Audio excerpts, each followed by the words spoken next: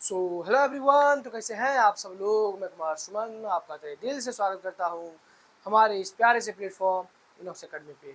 और जैसा कि आप लोगों को पता होगा कि हम लोगों ने क्लास 9th के बैच का जो साइंस का बैच है हमारा, उसका अनाउंसमेंट यूट्यूब पे किया था आके। और उस बैच के बारे में मैंने आपको बताया था कि उस बैच में हम लोग साइंस पढ़ने वाले हैं और पहला जो चैप्टर होगा वो मोशन का होगा, क्लास 9th के फिजिक्स का।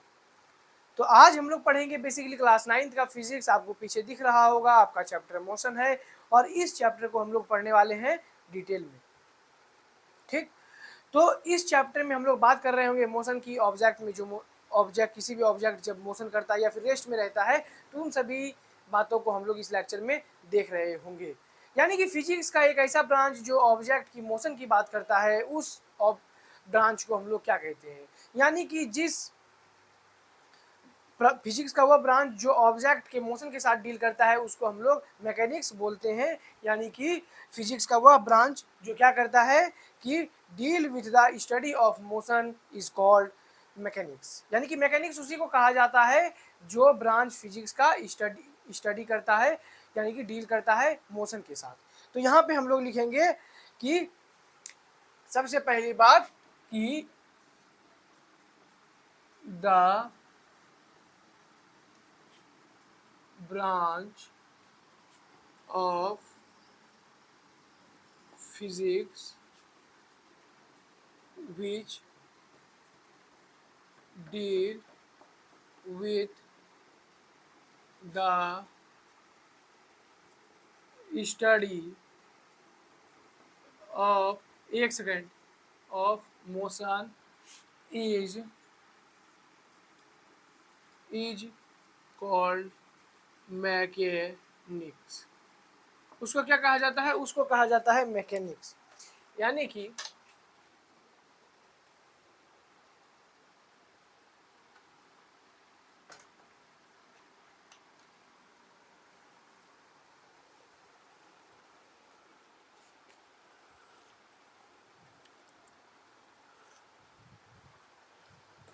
कि फिजिक्स का वह ब्रांच जो स्टडी ऑफ मोशन के साथ डील करता है उसे मैकेनिक्स कहा जाता है।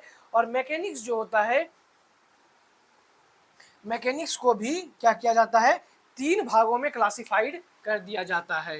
Classified into three branches. इसको क्या किया जाता है, तीन भागों में क्लासिफाइड किया जाता है। Classified into three branches.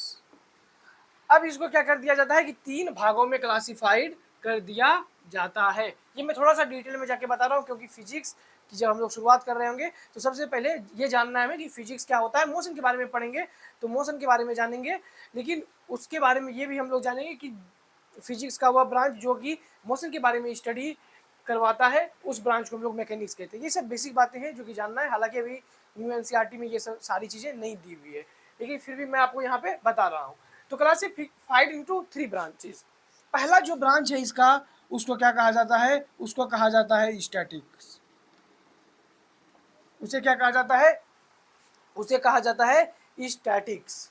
Statics मतलब यानी कि इसमें ऑब्जेक्ट में किसी भी प्रकार का मोशन नहीं हो रहा होगा। ऑब्जेक्ट क्या कर रहा होगा, रेस्ट शो कर रहा होगा। यानी कि ऑब्जेक्ट जो होगा वो स्थिर होगा, उसी को क्या कहा जाता है, स्टैटिक्स कहा जाता है। उसको जब ऑब्जेक्ट क्या होता है, रेस्ट में होता है, उसको क्या कहा जाता है, स्टैटिक्स कहा जाता है।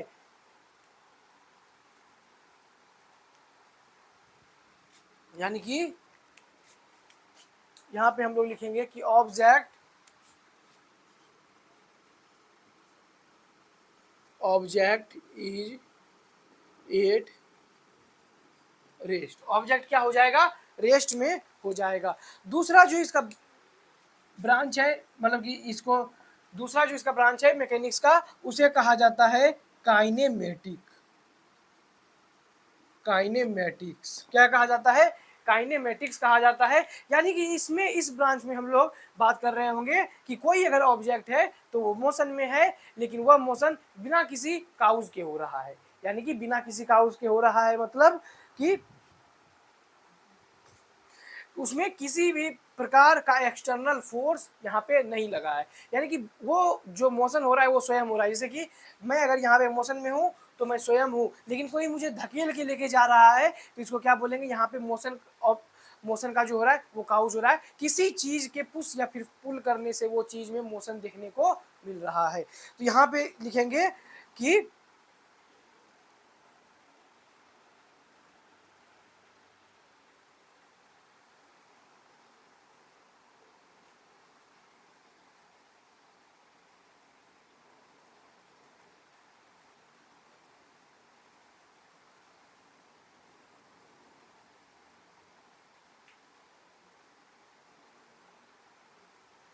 यहाँ पे हम लोग लिखेंगे कि object is in motion without considering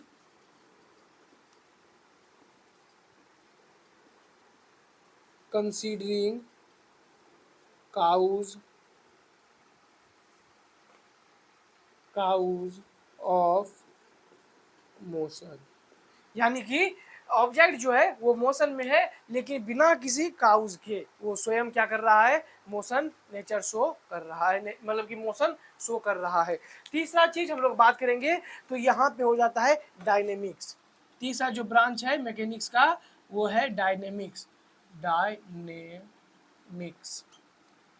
dynamics ठीक। अब डायनेमिक्स में क्या होगा, ऑब्जेक्ट मोशन में होगा, इसमें भी क्या हो जाएगा, ऑब्जेक्ट मोशन में होगा, बट यहाँ पे काउज ऑफ मोशन क्या हो रहा होगा, शो कर रहा होगा।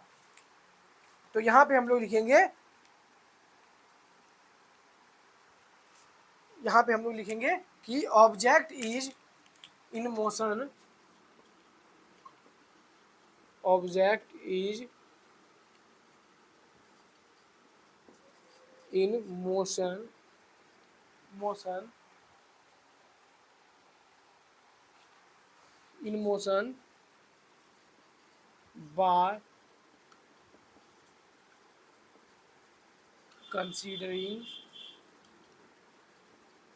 by considering cause of motion।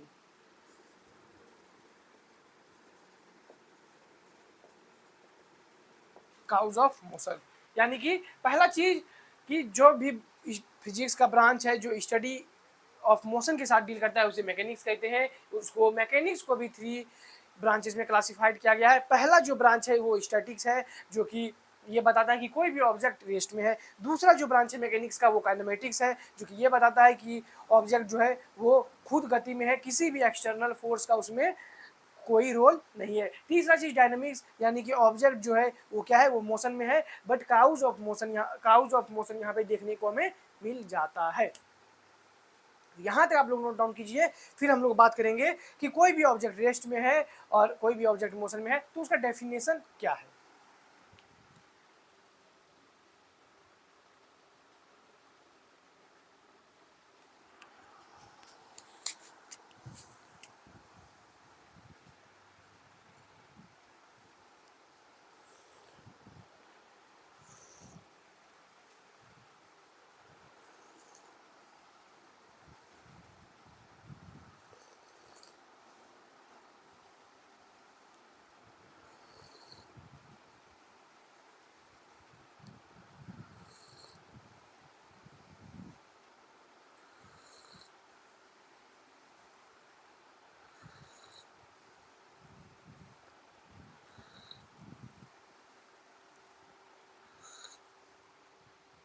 तो चलिए आपका हो गया होगा। अब हम लोग बात कर लेते हैं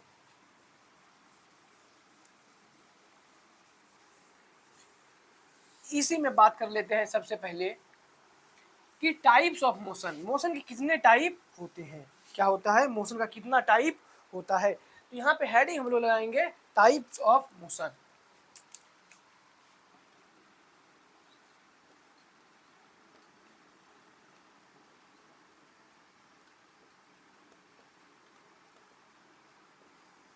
टाइप्स ऑफ मोशन मोशन के मोशन के कितने प्रकार होते हैं।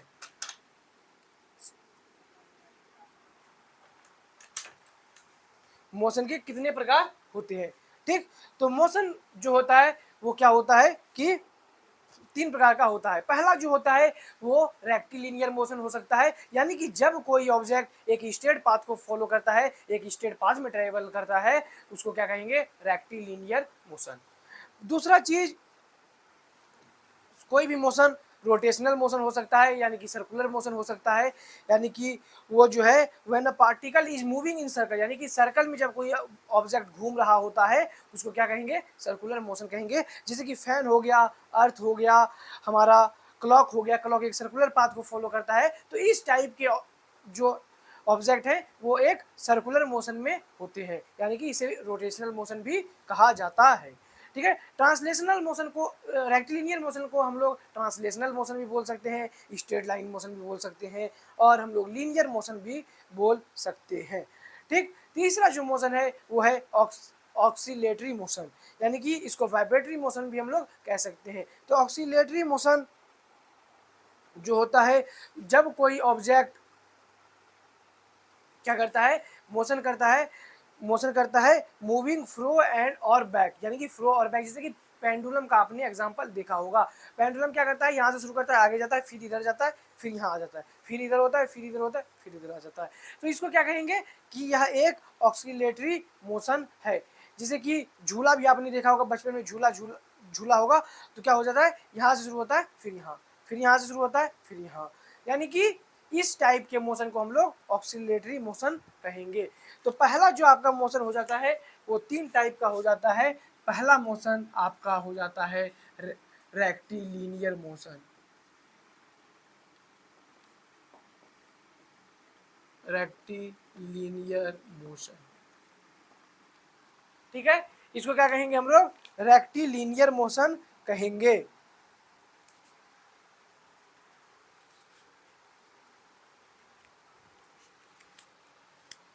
यहाँ पे लिखेंगे हम लोग इसका डेफिनेशन कि व्हेन पार्टिकल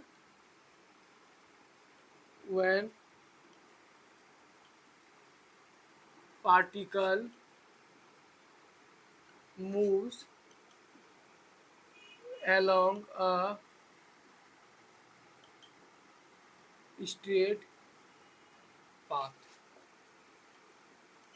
क्या हो जाएगा, when particle moves along a straight path, उसको क्या कहेंगे हम लोग, रेक्टिलिनियर स्ट्रेट पाथ या फिर स्ट्रेट लाइन, दोनों सेम है। ठीक है, इसको हम लोग क्या कहेंगे, रेक्टिलिनियर मोशन कहेंगे। और इसको क्या कहा जाता है, इसी को कहा जाता है straight line motion, straight line motion. ठीक है, इसी को कहा जाता है ट्रांसलेशनल मोशन,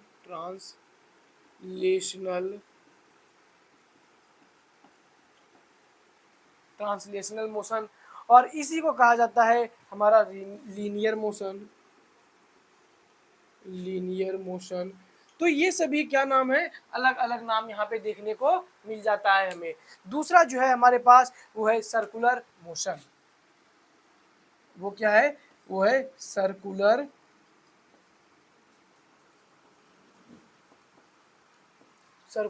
मोशन। और यहाँ पे सर्कुलर मोशन जो है हमारा वो दूसरा टाइप है मोशन का। ठीक, दूसरा टाइप है मोशन का, इसे हम लोग क्या बोल सकते हैं, रोटेशनल मोशन भी हम लोग क्या कर सकते हैं, बोल सकते हैं। तो इसका जो हम लोग डेफिनेशन लिखेंगे, यहाँ पे लिखेंगे when a particle moving on a circle.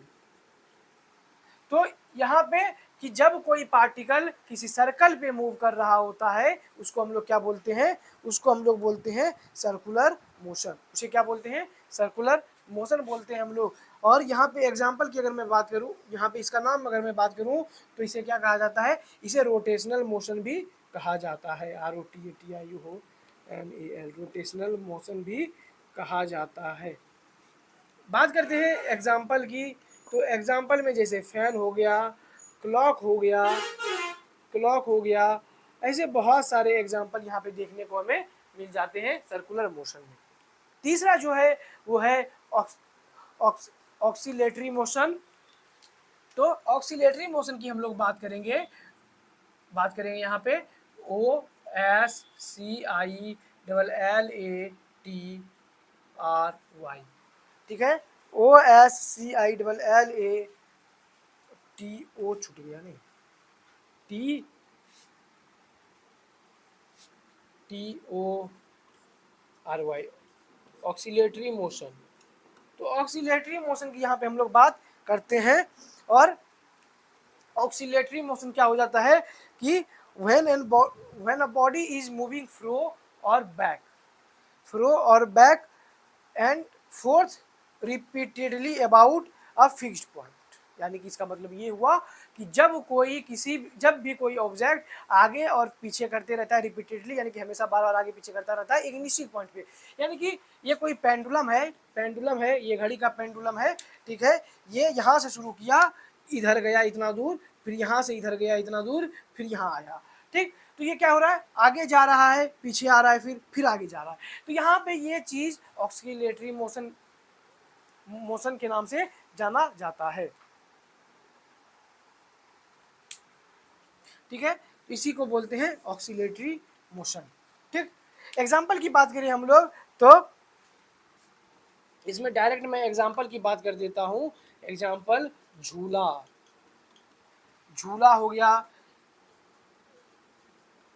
Clocks, pendulum हो गया, पेंडुलम, पेंडुलम, ठीक, ETC। ऐसे भी इसमें भी और एग्जांपल यहाँ पे देखने को मिल जाता है। और इसका जो सेकेंड नाम है वो क्या है, वो है vibratory motion, VIBRATORY, vibratory motion. इसको क्या बोलते हैं, वाइब्रेटरी मोशन बोलते हैं हम लोग। तो यहाँ पे मैं एक बार फिर से समझाता हूँ, ध्यान से सुनिएगा मेरी सारी बातों को, कि टाइप्स ऑफ मोशन 3 प्रकार के होते हैं। पहला जो है वो होता है रेक्टिलिनियर मोशन, यानी कि जब भी कोई ऑब्जेक्ट एक स्ट्रेट पाथ को फॉलो करता है, एक स्ट्रेट लाइन में क्या करता है वो चलता है, तो उसको क्या कहेंगे, उसको बोलेंगे straight line motion, translational motion, linear motion, ठीक। दूसरा चीज सर्कुलर मोशन की बात कर लेते हैं, कि जब भी कोई ऑब्जेक्ट एक सर्कल के पाथ में क्या करेगा, मूव करेगा, उसको बोलेंगे कि ये भैया सर्कुलर मोशन है, उसको रोटेशनल मोशन भी बोला जाता है, जैसे कि एग्जांपल आपके सामने है फैन और क्लॉक।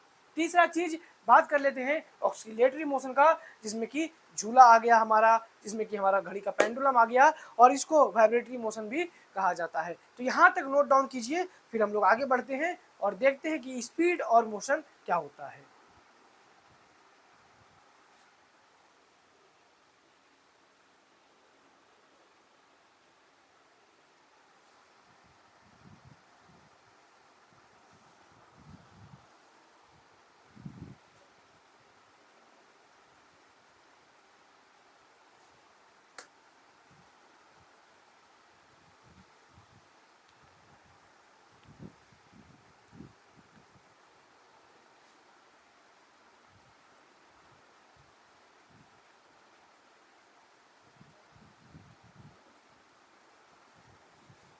तो चलिए, आपका हो गया होगा, ठीक है, अब हम लोग आगे बढ़ते हैं।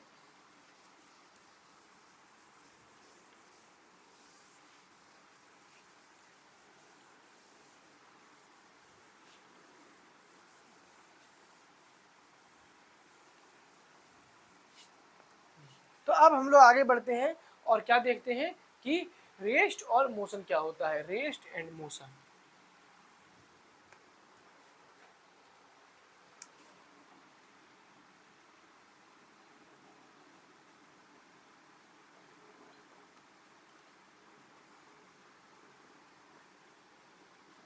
Rest and motion. तो सबसे पहले हम लोग बात करते हैं कि रेस्ट क्या होता है। रेस्ट क्या होता है, रेस्ट क्या होता है, यानी कि जब भी कोई ऑब्जेक्ट क्या हो रहा है कि अपनी पोजीशन को चेंज नहीं कर रहा है टाइम के साथ, सराउंडिंग्स के साथ, तो उसको क्या बोलेंगे कि यह ऑब्जेक्ट रेस्ट में है, ठीक है। अभी मैं ये ऑब्जेक्ट यहाँ पे रखा हूँ, तो ये रेस्ट में है कि मोशन में है, तो टाइम बीत रहा है तो ये अपना पोजीशन क्या कर रहा है, चेंज नहीं कर पा रहा है, ठीक है। तो यानी कि आप इसे बोलोगे कि भैया ये ऑब्जेक्ट क्या है, रेस्ट में है। तो यहाँ पे ऑब्जर्वर जो सराउंडिंग से इसका जो ऑब्जर्व कर रहा है इसको, वो कौन है, वो मैं हूँ और आप है। उस किनारे से आप देख रहे हैं और इधर मैं पढ़ा रहा हूँ, तो मैं देख रहा हूँ कि दो लोग इसको देख रहे हैं और बता रहे हैं कि ये क्या है, ये जो है ये रेस्ट में है। तो यानी कि जब भी कोई ऑब्जेक्ट समय के साथ ऑब्जर्वर की रिस्पेक्ट में या फिर सराउंडिंग्स के रिस्पेक्ट में अपनी पोजीशन को चेंज नहीं करता है, उसको क्या कहते हैं, उसको बोलते हैं कि ये ऑब्जेक्ट रेस्ट में है। तो यहाँ पे इसका डेफिनेशन हो जाता है, if the position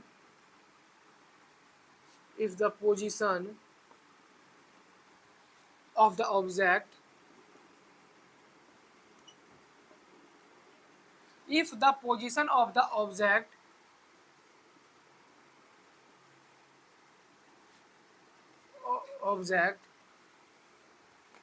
don't change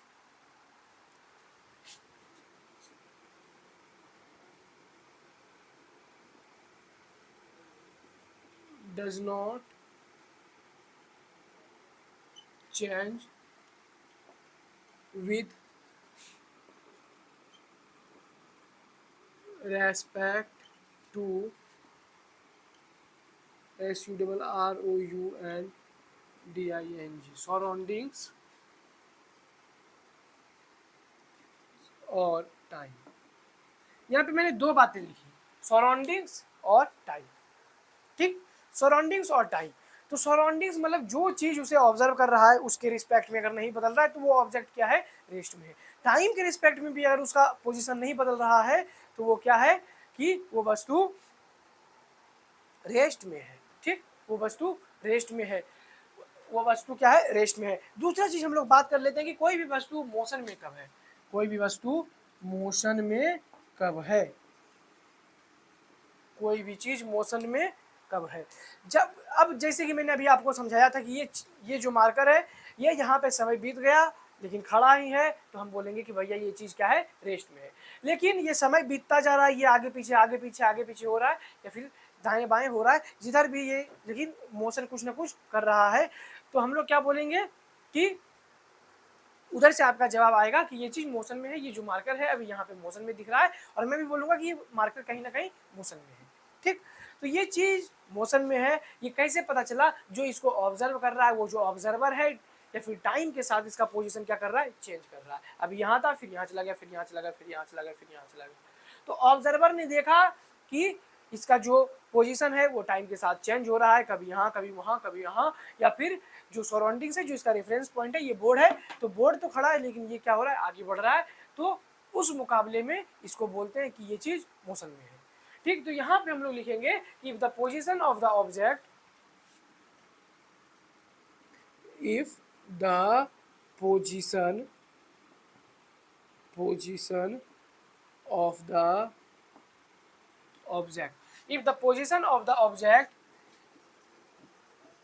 continuously changes, if the position of the object continuously changes with respect to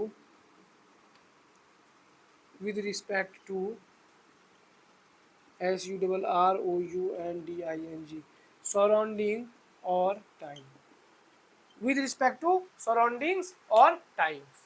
ठीक है, तो यहाँ तक ये सारी चीजें आपको समझ में आ गई होंगी। किसी भी प्रकार का कोई भी दिक्कत है आप लोग कमेंट में पूछ सकते हैं, आपके सवाल का जवाब आपको मिल जाएगा। कोई भी डाउट हो टेलीग्राम पे पूछ सकते हैं, पीडीएफ आपको टेलीग्राम पे मिलेगा जिसका लिंक वीडियो के डिस्क्रिप्शन में मिल जाता है। हमारी जितनी भी सोशल अकाउंट है उसका लिंक आपको वीडियो के डिस्क्रिप्शन में या फिर चैनल के अबाउट में जाके मिलता है, तो आपको पीडीएफ का लिंक भी वहाँ पे मिलेगा, सारी चीज़ें मिलेंगी, आपको बिल्कुल इधर उधर जाने की जरूरत नहीं है, खोजने की ढूंढने की जरूरत नहीं है, डायरेक्ट लिंक आपको मिलता है, वहाँ से आप डायरेक्ट ज्वाइन हो सकते हैं। ठीक, अपने दोस्तों के साथ शेयर कर दीजिएगा जो भी क्लास 9th में है, क्लास 6th का सिलेबस खत्म हो चुका है तो उन बच्चों के साथ भी शेयर कर सकते हैं। तो यहाँ पे हम लोग बात कर रहे थे कि रेस्ट एंड मोशन की, तो यहाँ पे रेस्ट और मोशन खत्म हुआ। अब थोड़ा सा बात कर लेते हैं कि रेस्ट और मोशन जो है ये क्या करता है कि हमेशा रेफरेंस पॉइंट पे डिपेंड करता है। रेफरेंस पॉइंट मतलब देखने वाला मतलब चूजन रेफरेंस पॉइंट, यानी कि जो हमारा रेस्ट है और जो हमारा मोशन है वो क्या है, वो एक रिलेटिव टर्म है। रिलेटिव टर्म मीन्स कभी कभी हम जब ट्रेन में सफ़र कर रहे होते हैं और कोई हमें छोड़ने आता है और कोई हमारे साथ जा रहा होता है। ठीक, तो जब ट्रेन में जो व्यक्ति हमें छोड़ने के लिए आया है वो ट्रेन से बाहर खड़ा है और जो हमारे साथ जा रहा है वो हमारे साथ ट्रेन में बैठा हुआ है। ठीक, उस व्यक्ति को आप भी देख रहे हैं और आपके साथ जो छोड़ने वाला आया है वो भी देख रहा है। ठीक, सम ट्रेन चलना शुरू कर दिया है। ठीक, ट्रेन शुरू हो गई है, अब वो चल रही है पटरी पे। तो वो जो व्यक्ति है जो छोड़ने आया है, जो ट्रेन के बाहर खड़ा है, उसको लग रहा है कि ये लोग मोशन में है और ये लोग जा रहे हैं। ठीक, यहाँ तक समझ में आया कि वो रिलेटिव टर्म है। मैं बड़े गौर से, बड़े ध्यान के साथ समझा रहा हूँ, बड़े सुनिएगा इसको बहुत ध्यान के साथ। ठीक है, बहुत अच्छे तरीके से समझा रहा हूँ। वो जो व्यक्ति देख रहा है बाहर से, उसे लग रहा है कि ये लोग मोशन में है, गतिशील अवस्था में है और जा रहा है। लेकिन आप जब उस व्यक्ति को देख रहे हैं तो वो आपके सामने क्या है, बैठा हुआ है। तो आप क्या बोलोगे? अगर कोई व्यक्ति आपसे पूछे कि ये व्यक्ति रेस्ट में है या फिर मोशन में है, तो आपका जवाब ये होगा कि ये व्यक्ति रेस्ट में है। लेकिन वो यही सेम सवाल वो बाहर वाले व्यक्ति से पूछे कि ये जो व्यक्ति है वो रेस्ट में है या फिर मोशन में है, तो उसका सवाल होगा कि ये व्यक्ति मोशन में है। ठीक, तो व्यक्ति जो है, यानी कि ये रिलेटिव टर्म है मोशन और रेस्ट। मोशन और रेस्ट जो भी डिपेंड करता है वो हमेशा ऑब्जर्वर पे डिपेंड करता है कि देखने वाला कौन है। देखने वाला ट्रेन के बाहर से है तो उसको लगेगा कि ये व्यक्ति मोशन में है, और देखने वाला ट्रेन के अंदर है तो उसको लगेगा कि ये व्यक्ति जो है क्या है, रेस्ट में है। तो यहाँ पे हम लोग लिखेंगे कि रेस्ट एंड मोशन,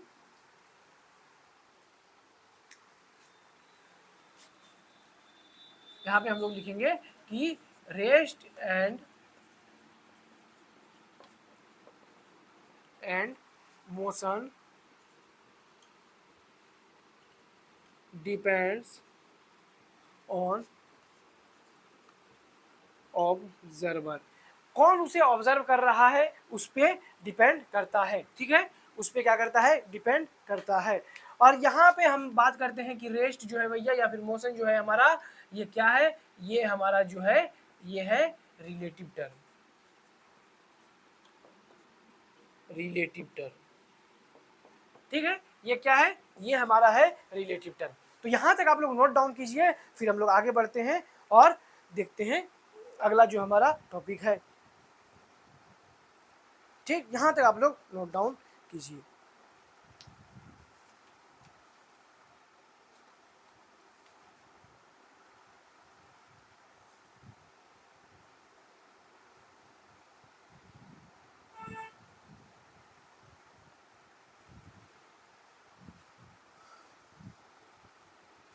या फिर इसमें एक चीज और हम लोग ऐड कर सकते हैं कि ऑब्जर्वर या reference point,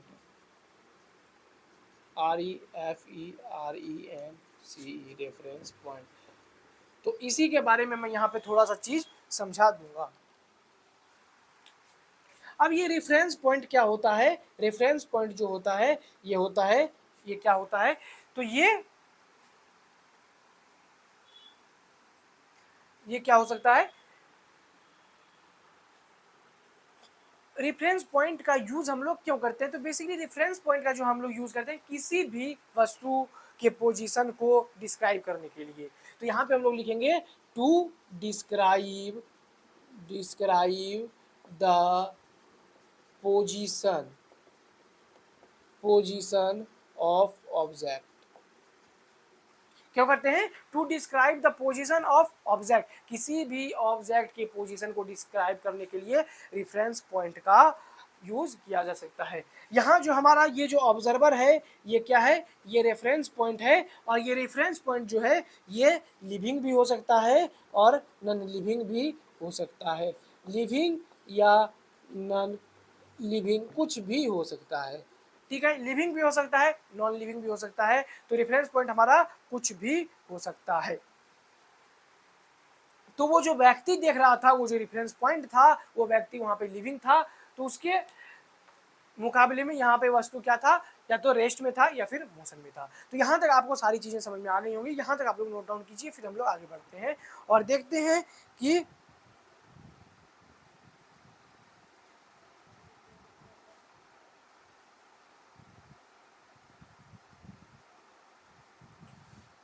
scalar and vector quantity क्या क्या है।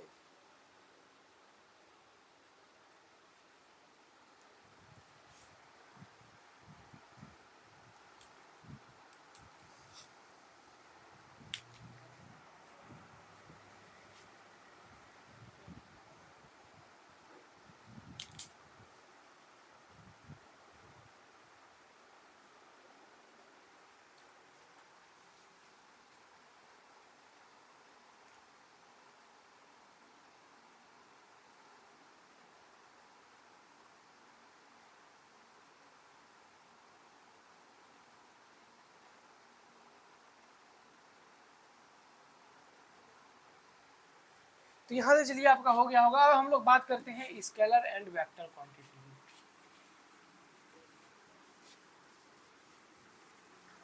उसके बाद डिस्टेंस और डिस्प्लेसमेंट की बात करेंगे, क्योंकि बिना स्केलर और वेक्टर पढ़े डिस्टेंस और डिस्प्लेसमेंट में कुछ कुछ चीज़ें आपको समझ में तो आ जाएंगी, लेकिन ये पढ़ने के बाद ज़्यादा अच्छे तरीके से क्लियर हो जाएगा। ठीक है, तो बात करते हैं हम लोग scalar and vector quantity.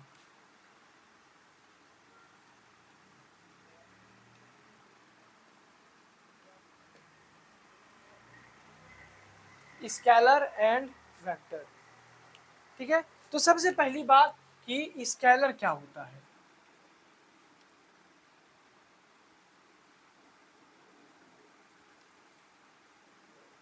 Scalar क्या होता है? स्केलर क्वांटिटी जो होता है वो क्या होता है, यानी कि ऐसा क्वांटिटी जिसके पास केवल क्या हो, ऐसा फिजिकल क्वांटिटी जिसके पास क्या हो, केवल मैग्नीट्यूड हो, जिसके पास क्या हो, केवल मैग्नीट्यूड हो, उसको क्या बोलेंगे, उसको बोलेंगे हम लोग कि ये जो है भैया ये क्या है, ये स्केलर क्वांटिटी है।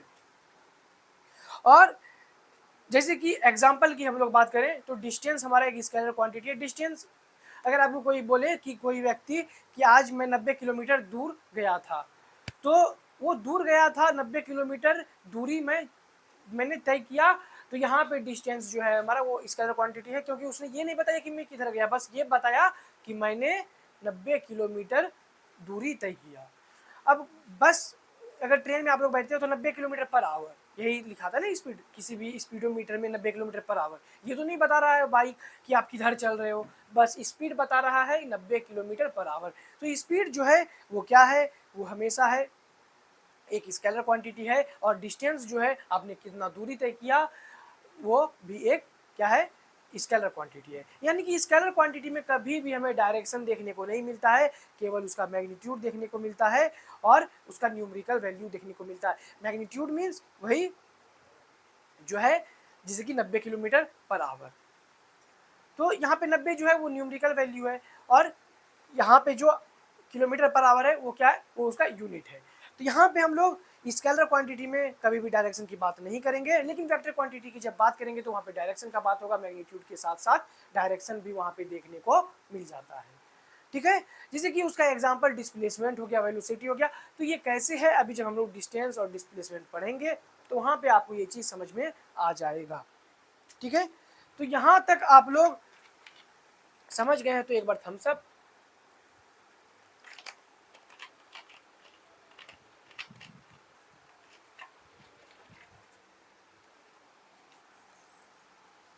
एक बार थम्स अप दे दीजिएगा।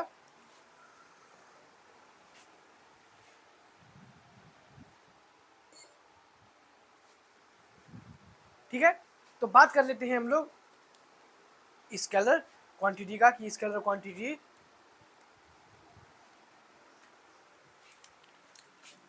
क्या होता है। तो इसके बारे में लिखेंगे इट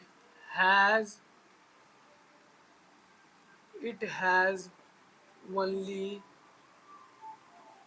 मैग्नीट्यूड। ठीक है, मैग्नीट्यूड, इसके पास क्या होता है, केवल मैग्नीट्यूड। मैग्नीट्यूड का मतलब हो गया numerical value, numerical value, numerical value, इसके पास केवल मैग्नीट्यूड होता है। ठीक है, इट हैज नो डायरेक्शन, इसके पास क्या होता है, डायरेक्शन देखने को हमें नहीं मिलता है। दूसरा चीज, तीसरा चीज यहाँ पे हम लोग लिखेंगे एग्जाम्पल की बात हम लोग करेंगे। तो एग्जाम्पल में जैसे कि अभी मैंने बताया स्पीड हो गया, क्या हो गया, स्पीड हो गया, हमारा डिस्टेंस हो गया। तो ये सभी चीज़ें क्या है, ये सभी चीज़ें जो है वो हमारे सामने स्केलर क्वांटिटी के एग्जाम्पल्स हैं। ठीक,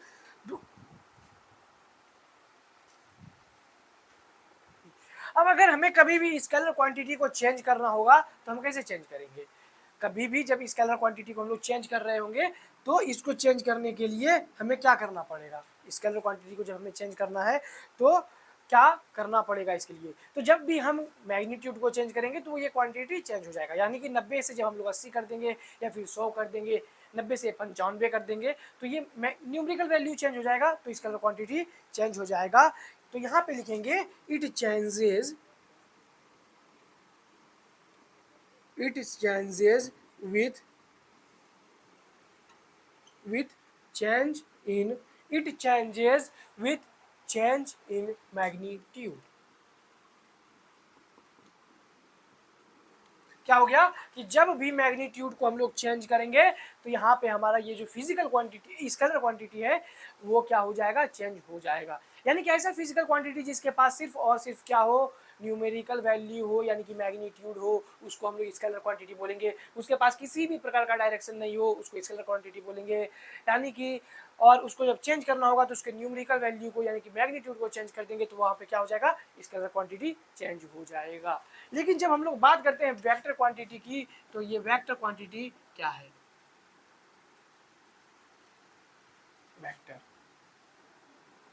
ठीक। वेक्टर की जब हम लोग बात करेंगे तो वेक्टर की जब हम लोग बात करेंगे तो वेक्टर क्या होता है, एक ऐसा फिजिकल क्वांटिटी जिसके पास क्या होता है, मैग्नीट्यूड के साथ साथ डायरेक्शन भी देखने को हमें मिलता है। तो यहां पे लिखेंगे it has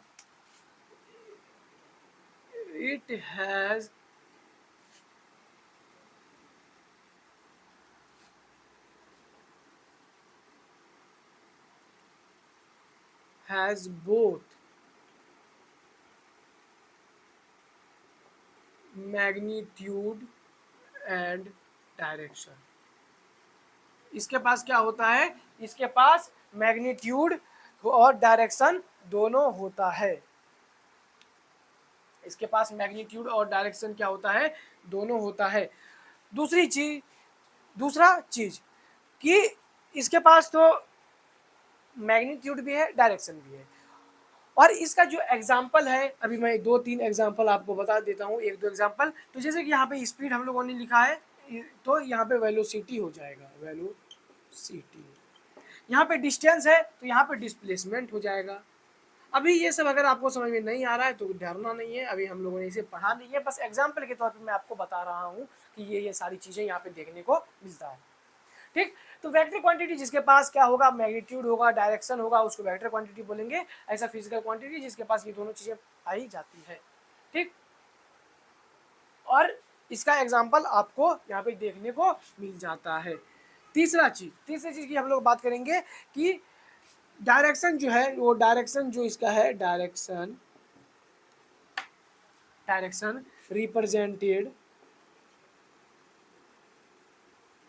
represented by arrow.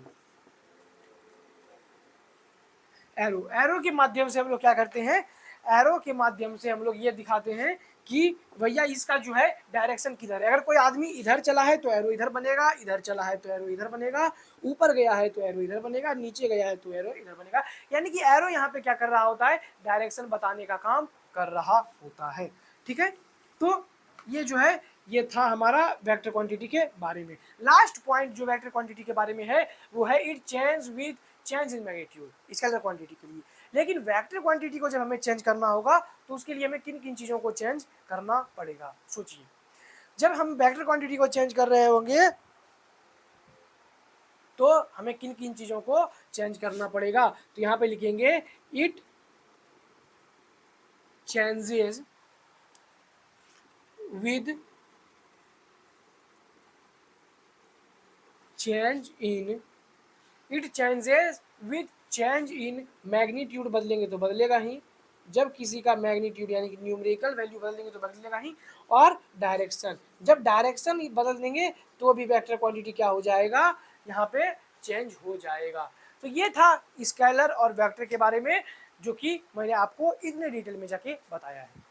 तो यहाँ तक नोट डाउन कीजिए, फिर हम लोग आगे बढ़ते हैं और देखते हैं कि डिस्टेंस और डिस्प्लेसमेंट क्या होता है।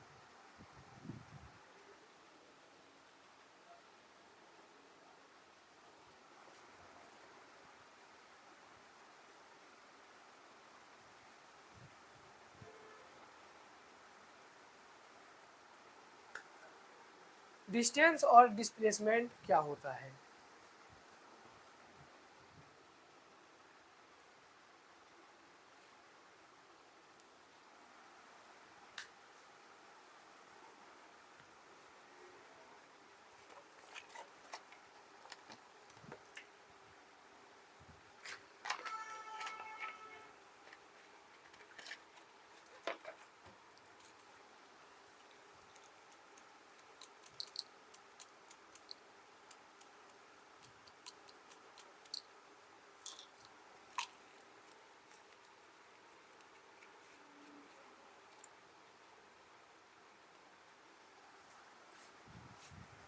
तो चलिए अब हम लोग बात करते हैं डिस्टेंस एंड डिस्प्लेसमेंट।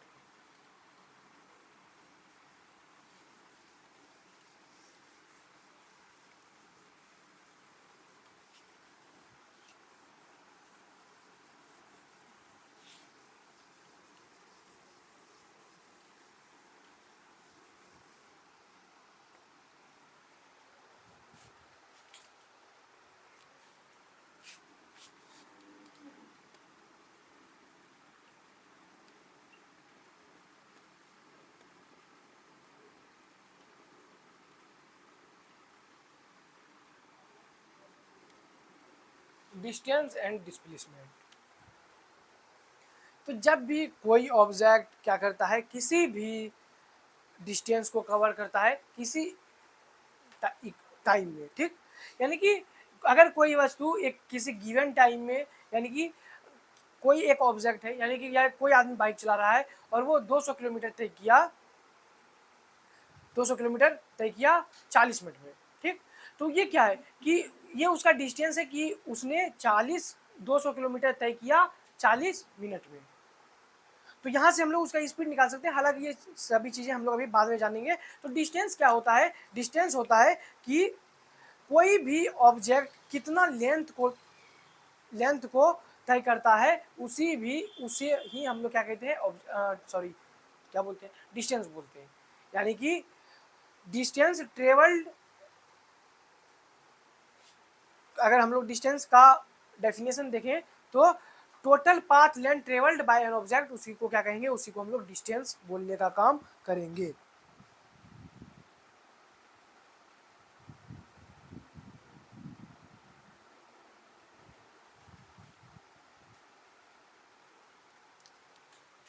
यानी कि डिस्टेंस हम लोग जब यहाँ पे डिफाइन करेंगे तो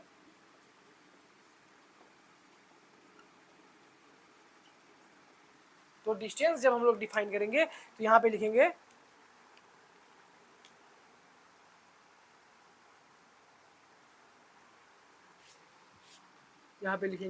total path length travelled, TRAVELLED, total path length travelled by an object, यानी कि वह किसी रास्ते पे कितना दूर तक चला है उसी को क्या कहेंगे, the total path length travelled by an object, किसी भी वस्तु के द्वारा वह कितना दूरी तय किया है, उस रास्ते पे कितना दूर तक चला है उसी को क्या कहेंगे, दूरी कहेंगे, ठीक। अगर कोई ऑब्जेक्ट किसी भी पाथ लेंथ को ट्रेवल्ड करता है तो वो उसने कितने पाथ लेंथ को ट्रेवल्ड किया है, यानी कि मैं यहाँ से अगर यहाँ तक चलूँ, यहाँ से यहाँ तक चलूँ और यहाँ से चलना शुरू करूँ और यहाँ 200 किलोमीटर है, तो इस रास्ते यहाँ ये जो मैंने कवर किया, इस डिस्टेंस, इस जो पाथ को मैंने कवर किया, इसको क्या कहेंगे, इसको भैया हम लोग डिस्टेंस बोलने का काम करेंगे।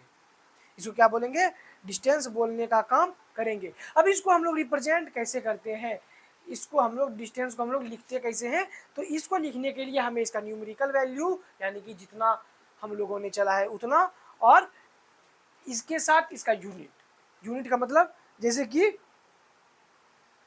हम लोगों ने कितना चला, तो 200 किलोमीटर चला, 200 मीटर चला, या फिर 400 किलोमीटर चला, 500 मीटर चला, तो ये सभी चीज़ें, तो 200, 300, 400, 500 ये क्या है, ये न्यूमेरिकल वैल्यू। मीटर, किलोमीटर ये क्या है, ये है हमारा यूनिट, कि हम लोगों ने जो डिस्टेंस ट्रेवल किया वो किलोमीटर में किया, मीटर में किया, तो ये सभी चीज़ें क्या है, ये न्यूमेरिकल वैल्यू और उसके साथ उसका यूनिट, ठीक। तो यहाँ तक अगर आपको क्लियर हो गया है तो हम लोग आगे बढ़ते हैं और यहाँ पे देखते हैं कि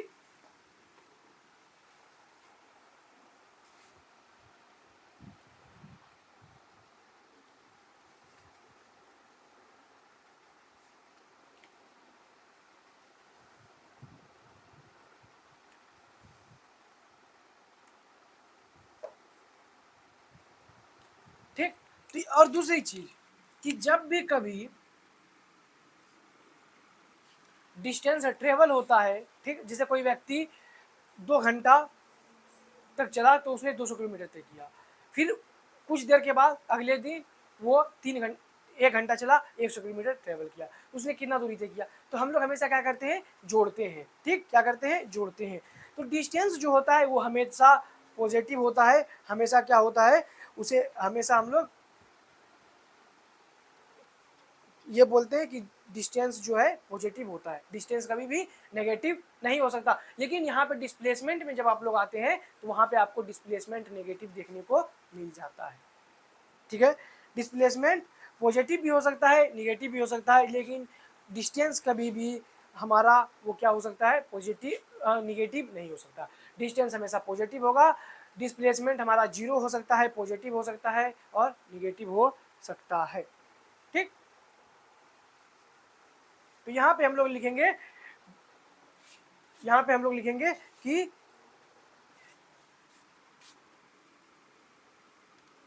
it is always positive. Distance जो होता है वो क्या होता है, हमेशा पॉजिटिव होता है। तो डिस्टेंस हमारा हमेशा पॉजिटिव होता है। दूसरी चीज, अब तीसरा जो बात है वो इसमें डायरेक्शन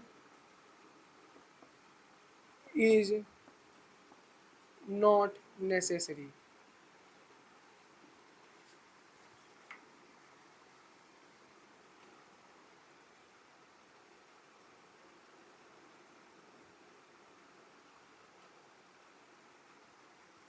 नेसेसरी,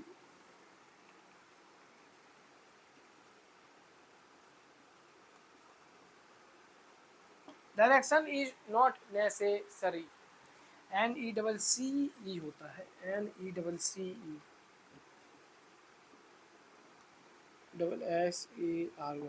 तो डायरेक्शन जो है वो क्या है, जरूरी नहीं है। इसका जो SI यूनिट है वो क्या है, वो है मीटर। SI यूनिट जब हम लोग बोलेंगे तो SI यूनिट जो होता है वो होता है मीटर, जिसको कि M से हम लोग दर्शाने का काम करते हैं। तो डिस्टेंस जो है वो ऑलवेज पॉजिटिव होगा, हमेशा क्या होगा, हमेशा पॉजिटिव होगा। SI यूनिट इसका जो होगा वो मीटर होगा, और ये कभी इसमें डायरेक्शन की कोई भी जरूरत नहीं है। और डेफिनेशन जो है, total path length travelled by an object या फिर कवर्ड बाय एन ऑब्जेक्ट। ठीक है, उसी को हम लोग क्या बोलेंगे, उसी को हम लोग डिस्टेंस बोलने का काम करेंगे।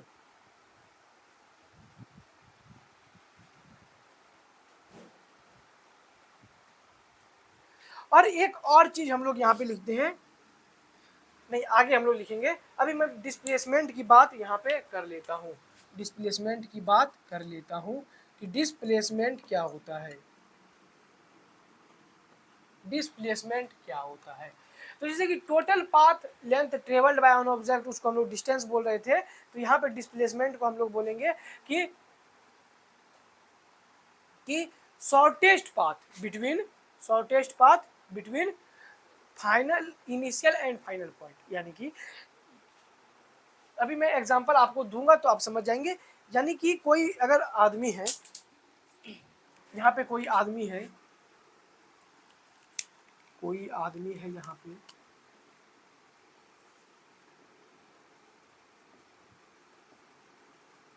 ठीक है, उसने चलना शुरू किया, उसने यहाँ से चला और यहाँ पहुंचा। ठीक, A B C और D। ठीक है, ABCD यहाँ से चलना शुरू किया और यहाँ पहुंचा वो। ठीक, तो ये क्या है, ये डिस्टेंस है, ये 5 मीटर, ये 4 मीटर। ठीक, ये क्या है, डिस्टेंस है। तो इसने जब चलना शुरू किया तो ऐसे गया और वहां पे पहुंच गया। तो ये क्या है, उसने डिस्टेंस जो ट्रेवल्ड किया, डिस्टेंस बराबर 5 इधर चला, 5 इधर चला। ठीक है, और 4, 5 5 10 और 4 14 मीटर। 14 मीटर क्या किया उसने, डिस्टेंस ट्रेवल किया। लेकिन जब हम लोग बात करते हैं डिस्प्लेसमेंट की, तो displacement shortest path between final and initial point. अब फाइनल और इनिशियल पॉइंट के बीच में जो शॉर्टेस्ट पाथ है उसको क्या बोलेंगे, उसको डिस्प्लेसमेंट हम लोग बोलेंगे। तो फाइनल पॉइंट कहाँ पे है, जहाँ पे इसको पहुँचना है। ठीक। तो यहाँ पे इसको पहुँचना है और इनिशियल पॉइंट जहाँ पे ये खड़ा है तो इसको इनिशियल पॉइंट, तो शॉर्टेस्ट पाथ सबसे छोटी दूरी एक एरो बना देना है, उसको क्या बोलेंगे, उसको बोलेंगे हम लोग डिस्प्लेसमेंट, और ये है 4 मीटर। तो डिस्प्लेसमेंट की जब हम लोग बात करेंगे उसको बोलेंगे वो है 4 मीटर। यहाँ तक आपको क्लियर हो गया होगा कि डिस्टेंस और डिस्प्लेसमेंट क्या होता है, यानी कि डिस्टेंस कितना दूरी तय किया उसको डिस्टेंस बोलेंगे, और शॉर्टेस्ट पाथ यानी कि फाइनल पॉइंट तक पहुंचने के लिए, इनिशियल पॉइंट से फाइनल पॉइंट तक पहुंचने के लिए जो सबसे छोटी दूरी है उसी को हम लोग विस्थापन बोलते हैं, डिस्प्लेसमेंट बोलते हैं।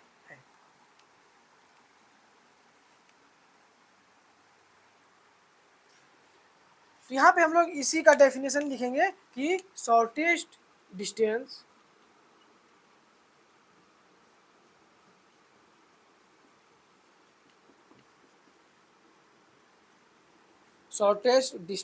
between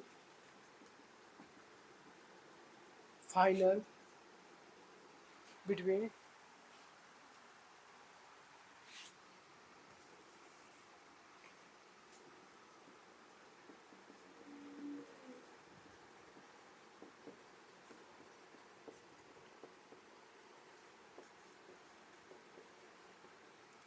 initial point and final point. तो डिस्प्लेसमेंट उसी को बोलेंगे, shortest distance between initial point and final point. इसको क्या बोलेंगे, इसको बोलेंगे हम लोग, इसको बोलेंगे हम लोग कि ये भैया जो है यह एक शॉर्टेस्ट डिस्टेंस होता है। अब बात कर लेते हैं हम लोग डिस्टेंस में। तो डिस्टेंस जो है इसमें एक चीज़ मैं नहीं लिखा हूँ और वो है कि ये जो है always positive and scalar quantity, ठीक। तो ये जो है स्केलर क्वांटिटी होता है। डिस्प्लेसमेंट की बात हम लोग जब करेंगे तो ये जो होता है ये क्या होता है, यह जो होता है ये निगेटिव हो सकता, पॉजिटिव हो सकता है, निगेटिव हो सकता है। डिस्प्लेसमेंट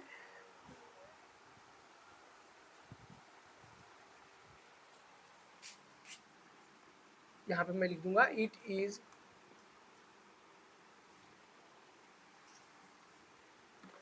इट मे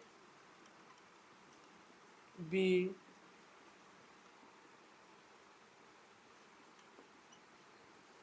पॉजिटिव और निगेटिव, इट में भी पॉजिटिव और निगेटिव। तीसरा चीज यहाँ पे मैं जो लिखने वाला हूँ कि यहाँ पे मैंने लिखा स्केलर क्वांटिटी, तो यहाँ पे लिखूंगा it is a vector quantity,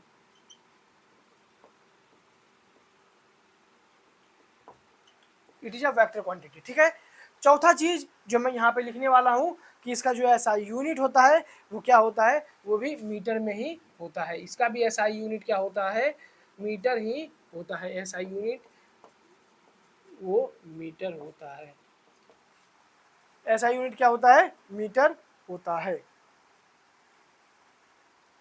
ऐसा यूनिट क्या होता है, मीटर होता है। तो यहाँ तक आप लोग नोट डाउन कीजिए। फिर दो नोट डाल के हम लोग दो पॉइंट्स को लिखेंगे, उसके बाद फिर हम लोग क्या करेंगे, आगे चलेंगे।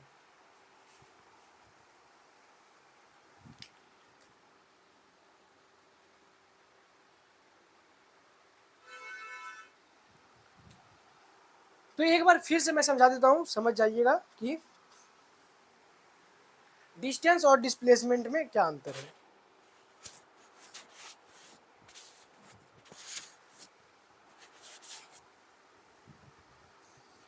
तो डिस्टेंस जो है कोई भी ऑब्जेक्ट जितना पाथ को कवर करता है उसको क्या बोलते हैं, डिस्टेंस बोलते हैं। ये हमेशा पॉजिटिव होता है और एक स्केलर क्वांटिटी है। डिस्टेंस एक स्केलर क्वांटिटी है। तीसरा चीज कि इसमें डायरेक्शन की कोई जरूरत नहीं है। और यहाँ पे मैं अगर बात करूँ तो वेक्टर क्वांटिटी मतलब डायरेक्शन होता है, ये समझ आइएगा आप लोग। तो डायरेक्शन को कोई जरूरत इसमें नहीं पड़ता है डिस्टेंस में, लेकिन ऐसा यूनिट जो है इसका दोनों का सेम है, डिस्टेंस का भी और डिस्प्लेसमेंट का भी।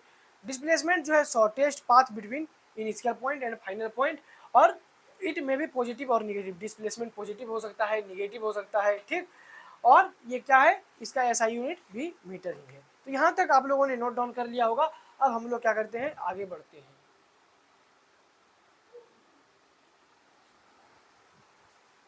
अब हम लोग आगे बढ़ते हैं और नोट डाल के कुछ पॉइंट को लिखते हैं।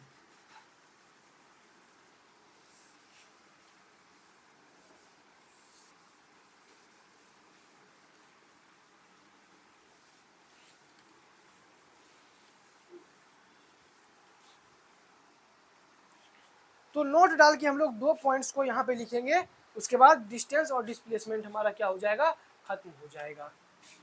नोट डाल के हम लोग 2 पॉइंट्स को लिखेंगे। नोट डिस्टेंस और डिस्प्लेसमेंट। डिस्टेंस कभी भी क्या हो सकता है, हमेशा डिस्टेंस हम लोग जोड़ते हैं, कभी घटाते नहीं डिस्टेंस में से। लेकिन यहाँ पे डिस्प्लेसमेंट में घटा भी सकते हैं और जोड़ भी सकते हैं। ये डिपेंड करता है कि जैसे कि अभी मैंने बताया कि डिस्प्लेसमेंट पॉजिटिव कब होगा, जब डिस्प्लेसमेंट आगे की ओर ज़्यादा हो रहा होगा, और निगेटिव कब होगा, अगर जब पीछे ज़्यादा हो जाएगा तब। ये सभी चीज़ें अभी समझ में आएंगी आपको जब आगे हम लोग और पढ़ेंगे तब। लेकिन मैं यहाँ पे बात करता हूँ कि डिस्टेंस कभी भी डिस्प्लेसमेंट से ज़्यादा हो सकता है, डिस्टेंस कभी भी डिस्प्लेसमेंट से ज़्यादा हो सकता है, या फिर डिस्प्लेसमेंट ज़्यादा हो सकता है डिस्टेंस से। सवाल को ध्यान से सुनिएगा, डिस्टेंस ज़्यादा होगा या फिर डिस्प्लेसमेंट ज़्यादा होगा। अगर मैं पूछूं कि दोनों में से कोई एक ज़्यादा हो सकता है तो वो डिस्टेंस होगा या फिर डिस्प्लेसमेंट होगा। अभी मैंने एक एग्जांपल यहाँ पे दिया था, एक बच्चा का डिस्टेंस जो था वो 14 मीटर था, डिस्प्लेसमेंट 4 मीटर था।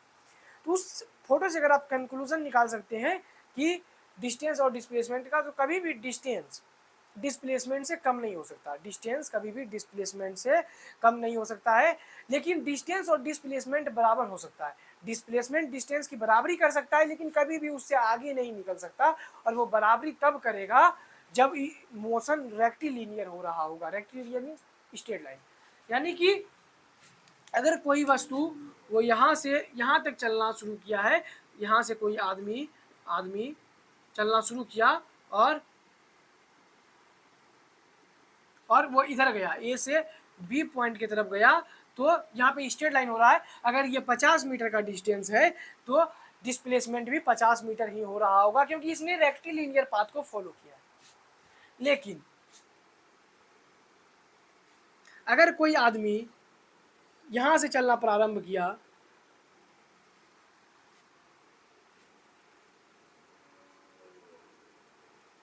ठीक, 3 मीटर 4 मीटर,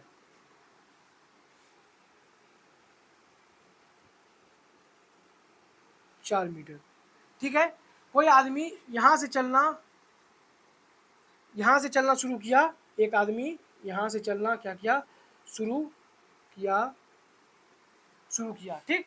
वो इधर गया तो उसने कुल कितना डिस्टेंस ट्रेवल किया, इसमें हम लोग बात कर लेते हैं। तो इसने जो डिस्टेंस ट्रेवल किया वो कितना किया, डिस्टेंस बराबर वो 50 मीटर।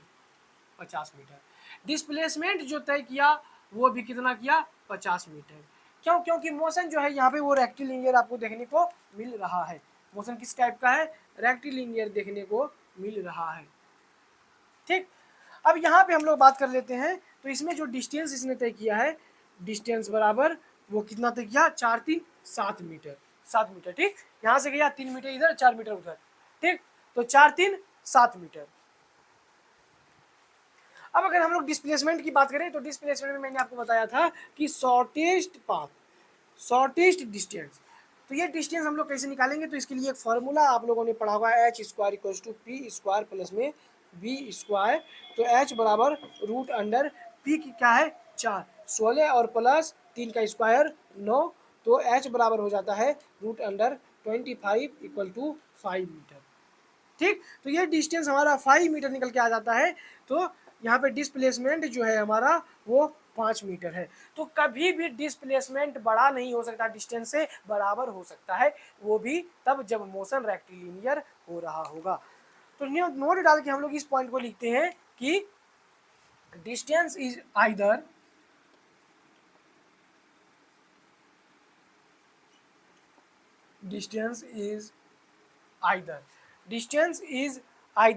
greater than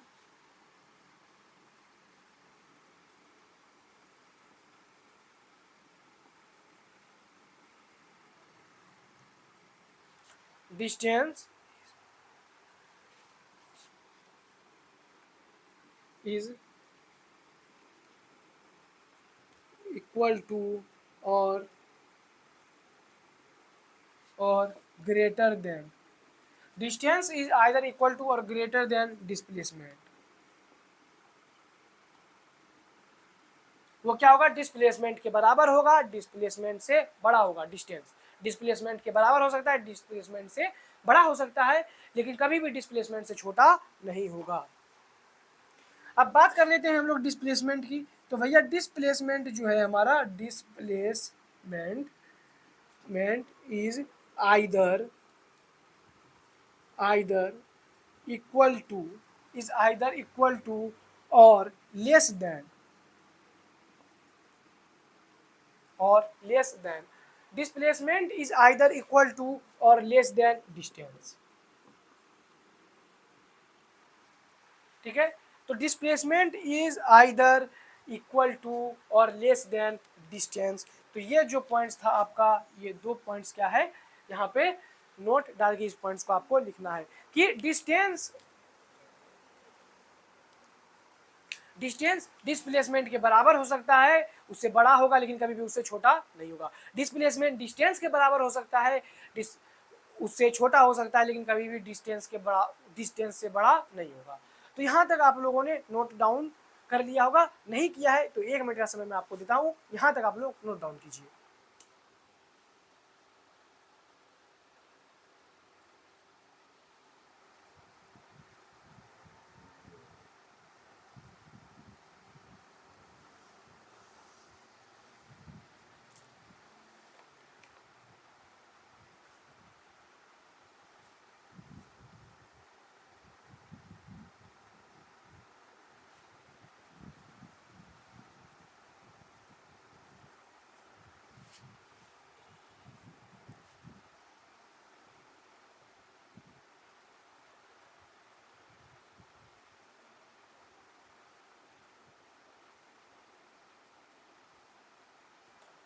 तो यहाँ तक आप लोगों ने नोट डाउन कर लिया होगा। ठीक है, आप लोगों का यहाँ तक नोट डाउन हो चुका होगा। हम लोगों ने डिस्टेंस के बारे में पढ़ा, डिस्प्लेसमेंट के बारे में भी पढ़ा, उससे पहले रेस्ट के बारे में पढ़ा, मोशन के टाइप, रेस्ट के बारे में पढ़ा, मोशन के बारे में पढ़ा, रेस्ट मोशन के टाइप के बारे में जाना, और हम लोगों ने मैकेनिक्स के बारे में जाना। तो आज का ये जो पहला क्लास था आपको कैसा लगा जरूर कमेंट्स में बताइएगा, अपने दोस्तों के साथ शेयर कीजिएगा, और सारा पीडीएफ आपको टेलीग्राम पे मिल जाएगा। जब हम लोग अगले क्लास में पढ़ रहे होंगे तो वहाँ पे हम लोग uniform motion, non uniform motion, speed, velocity, इन सभी चीज़ों के बारे में बात कर रहे होंगे। तो अगले क्लास में हम लोग मिलेंगे, तब तक के लिए पढ़ते रहिए, मस्त रहिए, मिलेंगे आपसे अगले लेक्चर में। ओके बच्चों, love you, bye bye. PDF आपको टेलीग्राम पे